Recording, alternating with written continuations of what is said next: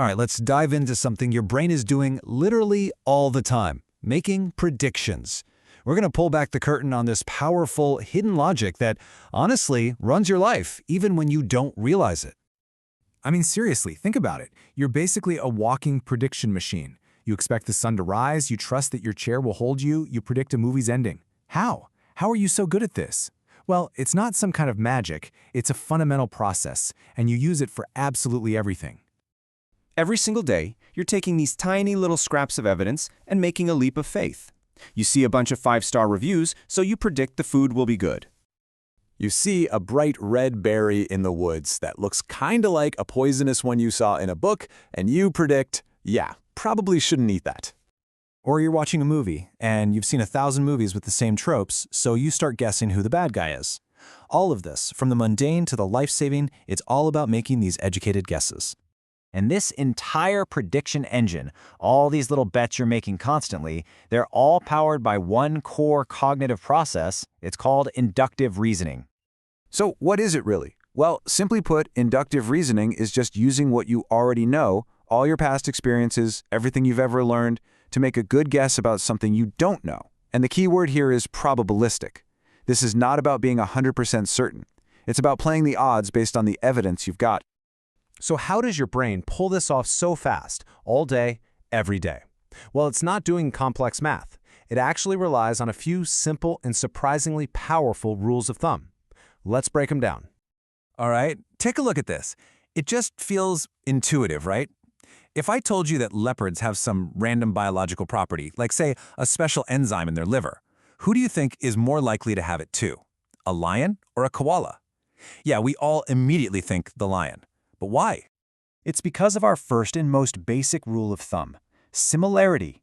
Your brain's default assumption is that things that are alike on the surface are probably alike in deeper ways too. Lions and leopards are both big, fast, predatory cats. Koalas, well, they're not. It's a simple mental shortcut, but it's incredibly effective most of the time. But okay, it gets a little more nuanced than just things that look alike. Consider this. Let's say I tell you sparrows have some property. How likely do you think it is that geese have it too? Now, what if I told you penguins have that property? Suddenly, the argument feels a lot weaker, doesn't it? Even though they're all birds. And that brings us to rule number 2, typicality. A sparrow is just a much more birdy bird. It's a more typical, more representative example of the entire category, bird, than a penguin is.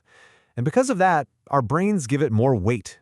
We treat it as better evidence for the whole group. Okay, one more. Look at these two arguments.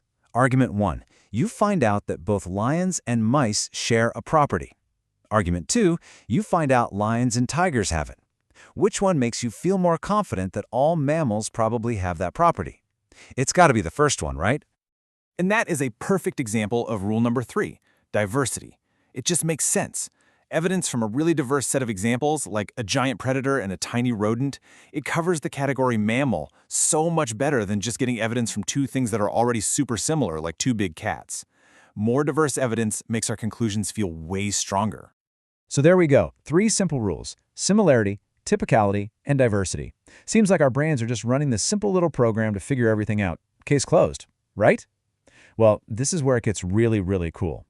Because the answer to that question is a huge, resounding no. Our brains are way more sophisticated than that. In fact, they know exactly when to break their own rules. Check out this amazing study. Researchers gave people 2 arguments. The first one followed our diversity rule. Pines and willows get a disease, so other trees will. And novices, people like you and me, thought, yeah, that's pretty convincing. But tree care experts, they completely flipped it. They found the less diverse argument about 2 types of birch trees to be way more convincing. Why on earth would they do that? Because their expert knowledge told them something we don't know, that different types of birch trees share a very specific vulnerability that probably doesn't apply to trees in general. Their knowledge totally overrode the simple rule. And it isn't just about being an expert, it's about what you're reasoning about. For instance, if the property is something anatomical, like having an ulnar artery, it makes sense to generalize from a sparrow to a hawk. They're both birds, they have similar biology.